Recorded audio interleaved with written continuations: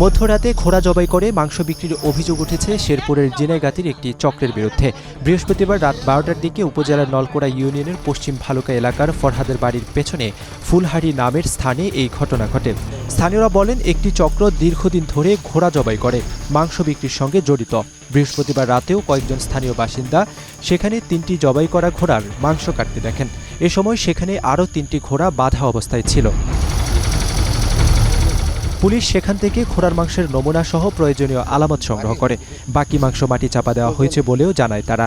অভিযোগের বিষয়ে অভিযুক্ত গুতামিয়ার সঙ্গে যোগাযোগের চেষ্টা করা হলেও তার ফোন বন্ধ পাওয়া যায়। অন্যদিকে জিনাইগাতি থানার উপপরিদর্শক কানাইলাল চক্রবর্তী বলেন, ঘটনাটি তদন্ত করা হচ্ছে।